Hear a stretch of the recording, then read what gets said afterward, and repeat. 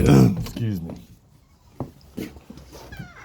Had another rough night. That dog got out again. Trixie. Shut up. And I cannot for the life of me figure out how that overweight, crippled geriatric bitch is getting out of this yard.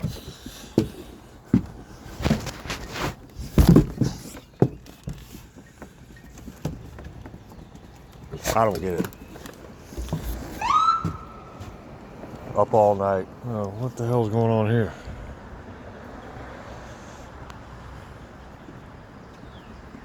This might be interesting.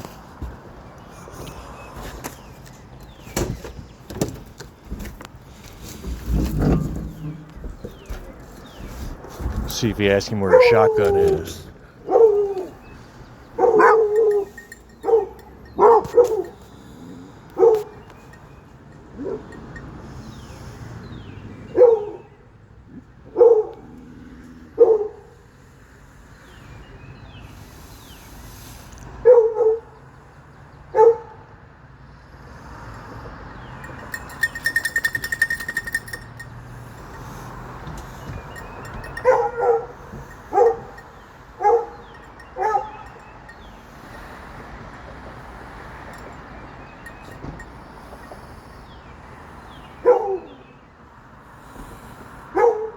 I don't know what's going on here. Probably ran a stop sign.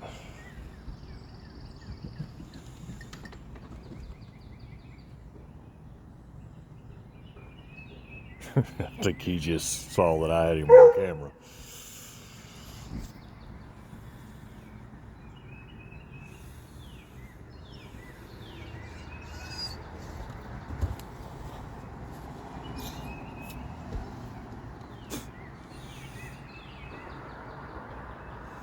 Anyway, let's just...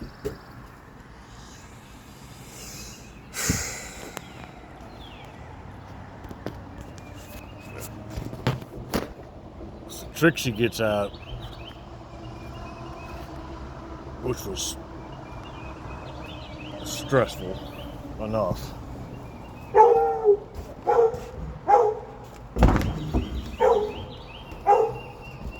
Woodrow, shut up! Hey!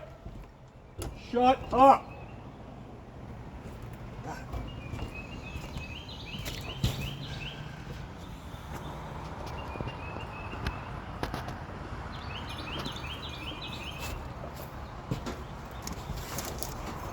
Dogs are driving me up the wall. But, so Trixie gets out.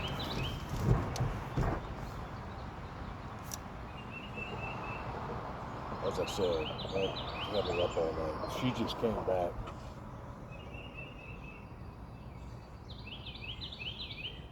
Oh, I got all this shit going on in my head. And then to make myself even more miserable, I go back and I read all these stupid fucking stories that make me cry all the fucking time. But to top it all off,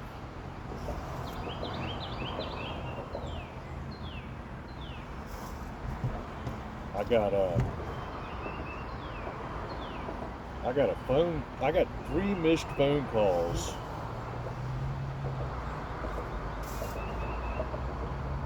from a former friend of mine that I just had to step away from it.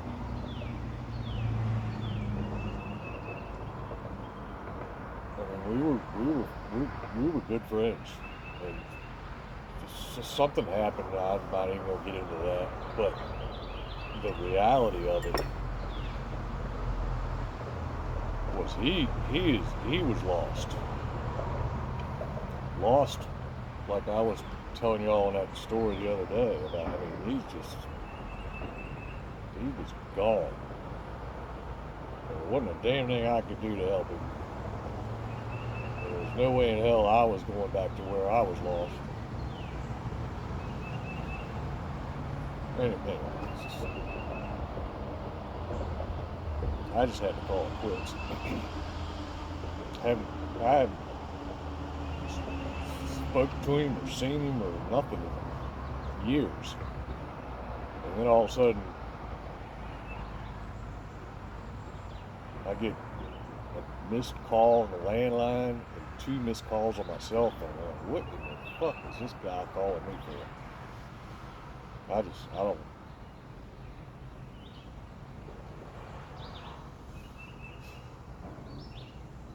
I just don't need that. Don't want to go back there. I don't know what he wants. Maybe it was a fucking accident. I don't fucking know. But I ended up calling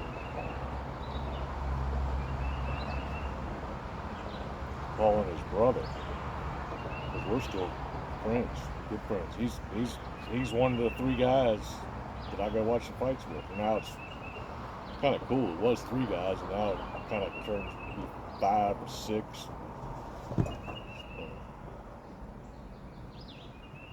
We all try and get together and bond like humans.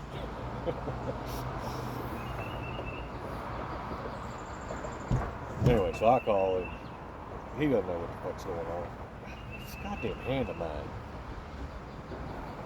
gets cold, and I cannot get that thing warm. Shut up.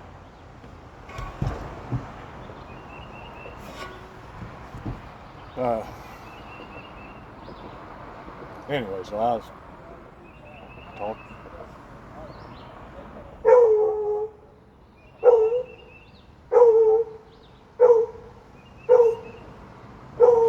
So I call my buddy.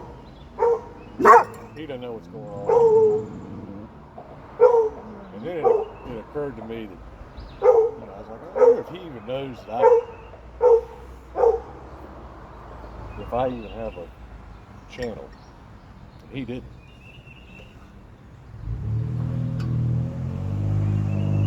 So I told him, hey, I got this channel. I just read the story about you, me, and Steve. I said, you might like it, so look at it. And he did.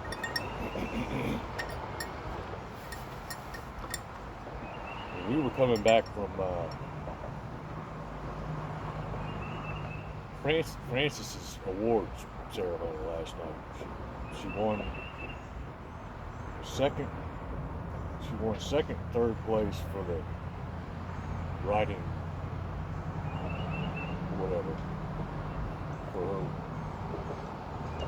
poems and stories. She writes. And we were coming back from that.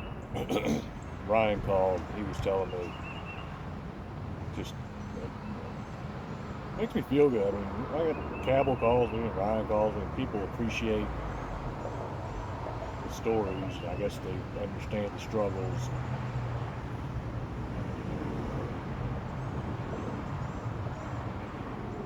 I was a fucking basket case all night. Partially because of you, but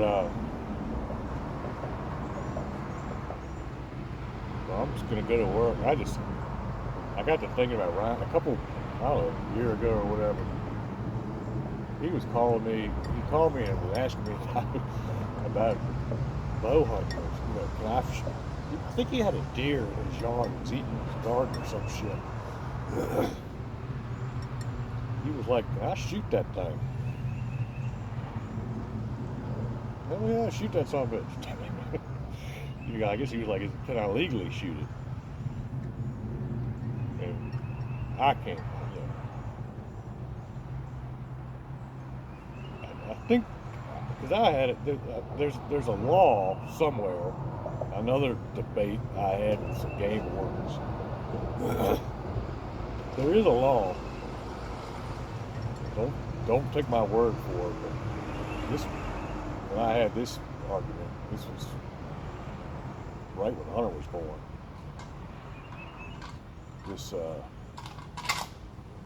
What are you eating now?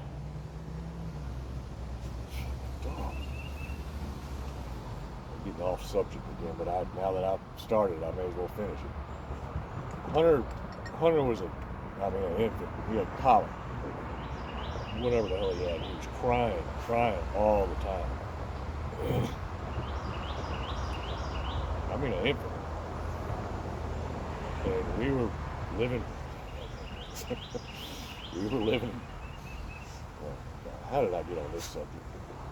We were living in Powhatan, back in the sticks. Me and Connie, Hunter's mother.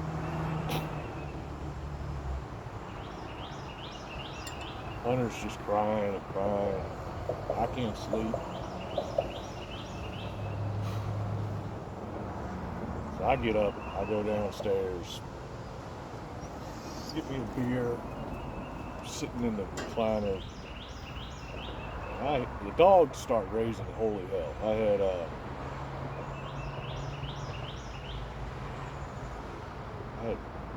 had Buzzard and Dilly. No, I had Buzzard. Dilly, I'd already.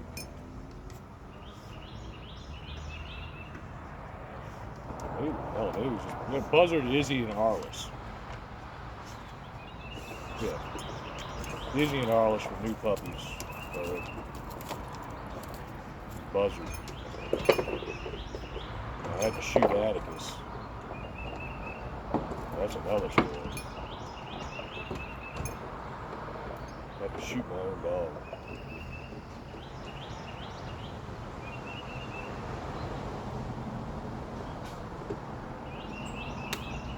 Anyway. I'm down there drinking a beer. Hunter's upstairs crying. Dogs start raising hell. I hear something running across my roof. What in the hell is that? And then boom! Dogs just going ape shit. So I'm drinking this beer and I'm in my underwear. And I hear whatever the hell it is on my roof, and then I hear it hit the ground, and then the dogs. So I grab my 22 Magnum and I go out there. What in the hell is y'all's problem? And you can just tell that something is not right. So I turned the dogs out. I was like, whatever it is, go kill it. We had this one tree in the yard, and they run over and they start treeing, hugging that tree and baying, hugging and baying. Oh, yeah, so I go in the house and I get a flashlight. Still got the gun, still in my underwear. And I shine up the tree thinking it's a raccoon. Well, it wasn't a raccoon. It was a bobcat. That bobcat heard Hunter crying and was trying to get, because we didn't have any air conditioning. That damn bobcat was trying to get in the window and eat Hunter. Well, for those of you who know about bobcats, you can tree a coon, but you really can't tree a bobcat, because that bobcat, 9 times out of 10, when you hit him with a light, I don't care where he is, he's jumping. And he did. He jumped out of that tree, hit the ground, and you talk about a chase. Buzzard, Izzy, and Arliss ran that damn bobcat. We lived on 100 acres. Powhatan, right near the game. Basically, we had a 100-acre parcel that was part of 5,000 acres or something. Powhatan Wildlife Management Area. They ran and ran and ran and ran, and I'm trying to. I'll be damned if some bobcat's gonna come in here and kill my son and eat him. I'm gonna shoot that son of a bitch. And this is the middle of, it's not bobcat season. I'm running around in my underwear with this 22 pack of dogs all through the fucking wildlife reserve, whatever, trying to shoot this bobcat. And every time a damn cat goes up a tree, dogs bay it. I run up there. I can't shoot it because I can't see it. And you hit it, you shine the flashlight on, and the fucking thing jumps out the tree and then chases on again. And this just goes on for fucking hours.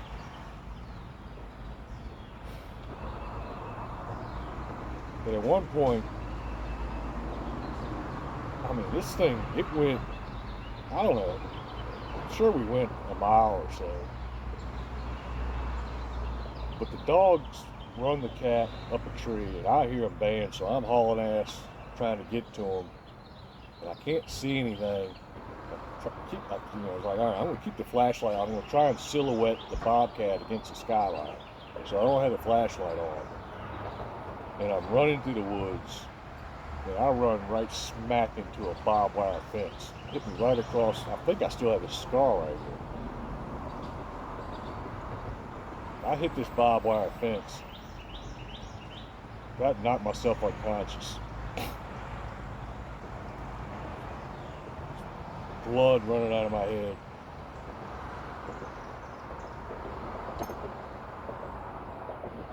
Go up to where they're baying the bobcat. It's just, I can't silhouette it. I can't, there's nothing I can do. I'm bleeding, hurt, got over, I'm half a mile down Route 13.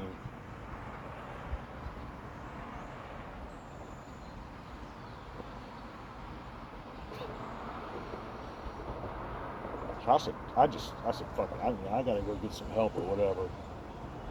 So I take the sling off my 22, and I tie these 3 dogs up with a leather rifle sling. And I walk out to Route 13. I said, fuck it, we're going home.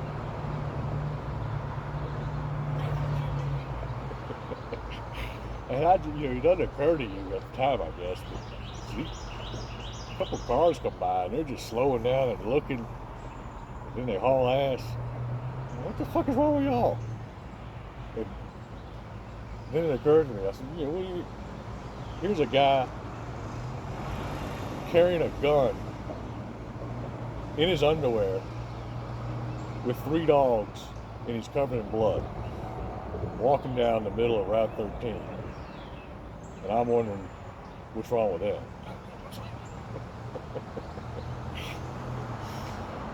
But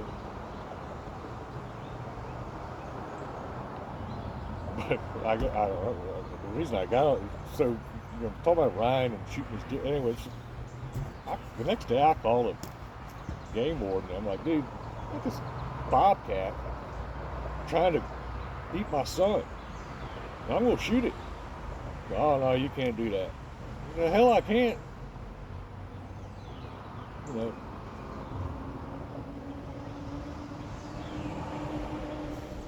I didn't care. I was gonna shoot the damn bobcat. Whether he told me, I was just trying to figure out if I could do it legally or not. He said you can't do that. It's not bobcat season. You gotta have this license now. And all this shit you gotta do to kill a bobcat. Hangs your phone up. Well, then he calls me back. I can't remember who it was, who his name was. But he said, hey, Mr. Baker, I got thinking about it. And he said there is a law. Again, don't take my word for it, because the fucking laws change every 30 seconds. He said there is a law. If you are a landowner or a bona fide, made sure that was the word I used, bona fide tenant, not leasee. You couldn't lease It didn't apply to people with leased property, but you had to actually live on the property. If you were a landowner or a tenant that lived on the property, that there was a law that said you could take fur-bearing species off your property when you wanted.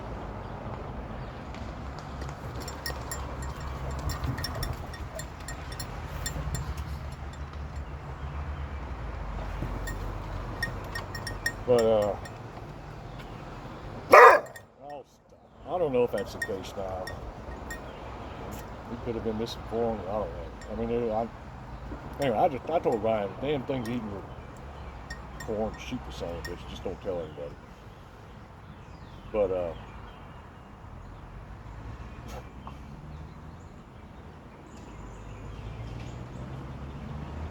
what the fuck? Oh, anyway. So when Ryan was asking me about bow hunting and shit,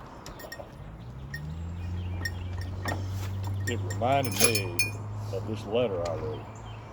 And I sent this letter to Ryan.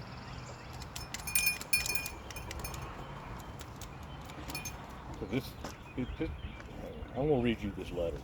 Because there was this article. I'm just going to read it. I don't know who I wrote it.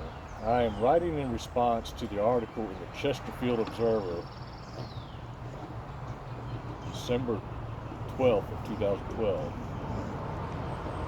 titled, "Some Say No to More County Bow Hunting," where I feel the article portrayed a rather lopsided point of view. Granted that the single-sided opinions in this article could be due to the fact that there were no representatives at the PRAC meeting, whatever the hell that is, in favor of bow hunting. But that doesn't mean they're not out there. I say I'm not one to take up a cause, which is not true. I'm not one to take up a cause like this, and my agenda is not necessarily to promote bow hunting on county land, but simply to offer some opposing thoughts or ideas so that a more educated decision can be made.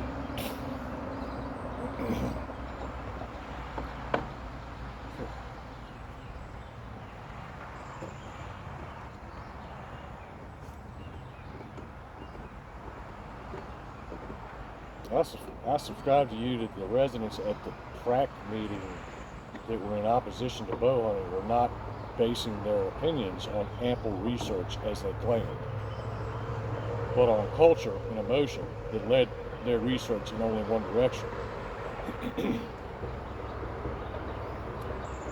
Cost to taxpayers, public safety, and animal cruelty were cited as the three main reasons not to extend county lands to bow hunting. Oh shit. So let me try and take them one by one. Where is the community benefit to shooting animals with a bow and arrow? Exclaimed Brenda, I'm not going to say her name. Perhaps the proper question should be, where's the benefit in not shooting animals with a bow and arrow? How many dead deer have you seen on the side of the road this year? I personally have seen more than I can count. What is the cost to the public in deer and auto collisions? Did the concerned residents check with any insurance companies? How many injuries to humans were incurred in these collisions? Were there any fatalities? Are we really willing to put more human lives at risk? When the deer population expands dramatically due to lack of suburban harvest, will Mr. Face or Miss another Mr. Face offer up their time at no cost to remove the carcass on the street? Or will they demand that the county appoint someone else to risk their life on the side of the highway?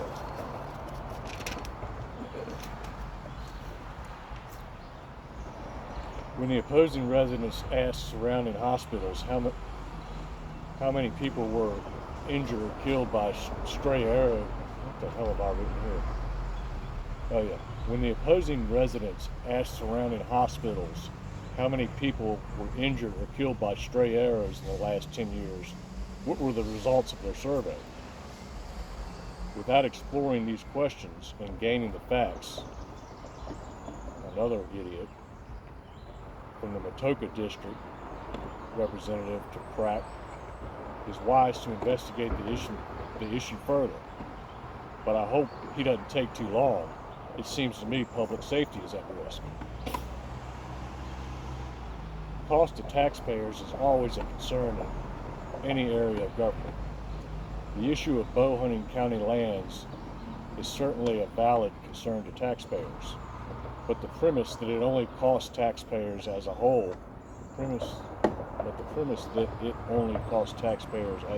may be misleading.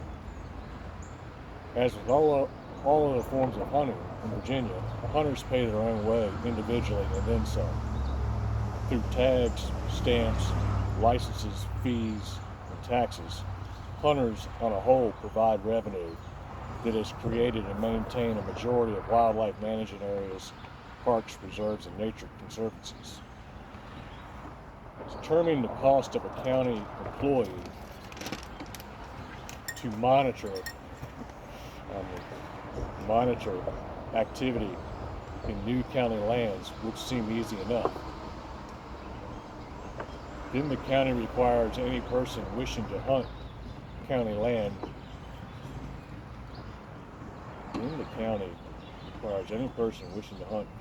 must purchase a county stamp in order to do so.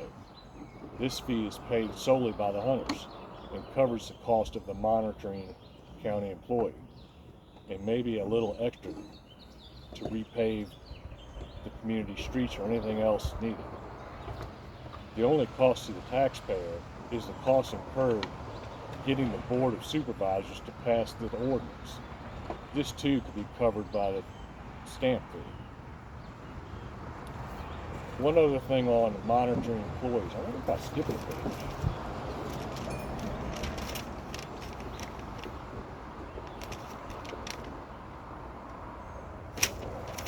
Let's go on with the program. One other thing on monitoring employees. One other thing on monitoring employees for new bow hunting areas. In the modern world, land or real estate does not manage itself, at least not up to taxpayer standards. If given any parcel of land near a community, it must and will be monitored by conscious decision, necessity, or accident. Unpoliced lands are havens to vandals, thieves, vagrants, drunk teenage parties, and yes, even poachers. So whatever sites are being considered for future hunting, they are already a burden on the taxpayer. Wouldn't it be wise in this economy to create a job, have the bow hunters pay for the entire management costs through county stamps, and let the county police respond to fatal deer or car collisions instead of high school gun parties?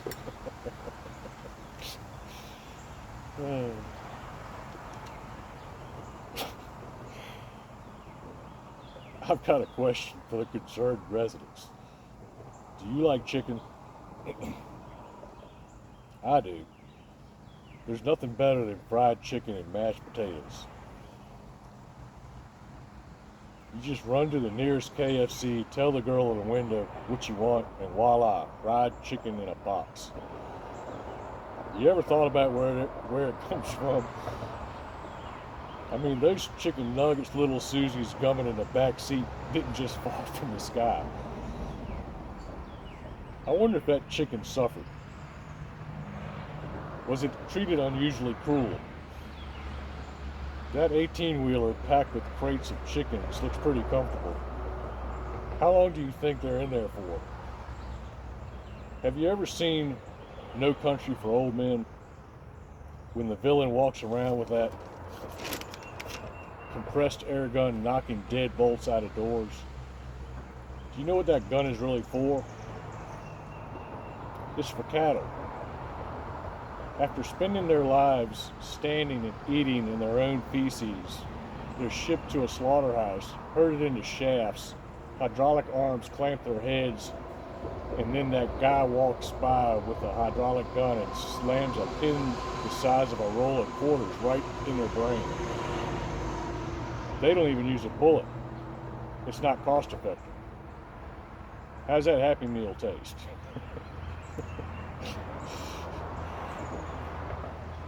Is this treatment unusually cruel? If you're going to have an anti-hunting agenda, that's fine, but base it on the facts and not matters of emotion. The taking of any life can be seen as cruel. The manner in which it is taken may be deemed unusually cruel. But for a group of residents with a personal agenda to proclaim that bow hunting is unusually cruel based on their ample research is ludicrous. A bow and arrow has been effectively and efficiently harvesting game and sustaining life for over 10,000 years.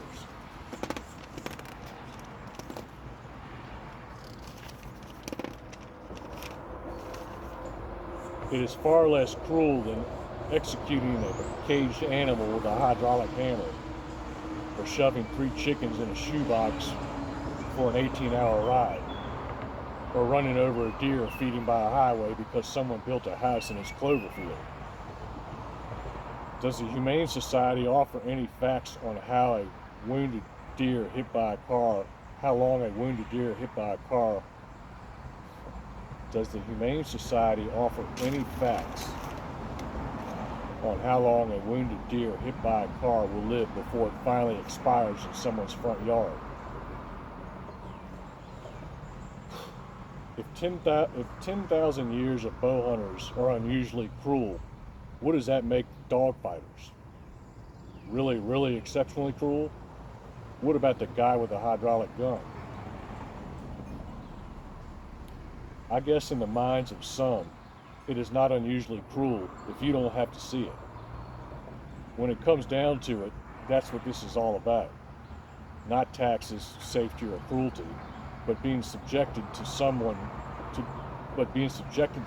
you don't want to see, wish didn't exist, and didn't believe in. Fine, to each his own.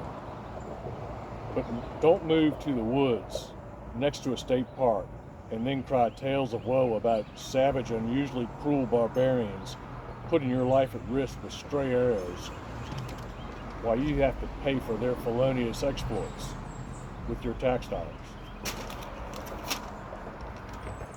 It's just not true. You moved to the country for some peace and quiet, and now you're mad that the rooster wakes you up every day. Which is another story.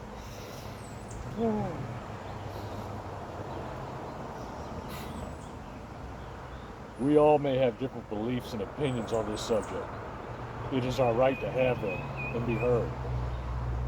But when a community comes in conflict with one another, the best solution will be found in the facts, not emotions, half-truths, and subliminal mudslinging. In the end, the concerned residents may win and bow hunting may be no more. But when hordes of unchecked, starving deer ravaged by chronic wasting disease invade your yards to reclaim their homes that were taken from them, don't call the Humane Society, the tax man, or the police. They may call you unusually cruel. Call the bow hunter. You won't see him, you won't hear him. You'll never know he's there. Just like the guy with that compressed air gun.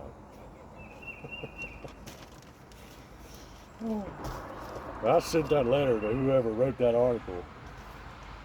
Of course, I never heard back from him.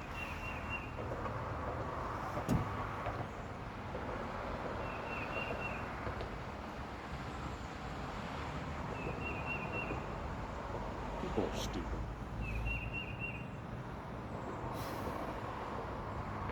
Anyway, that one's for you, Ryan.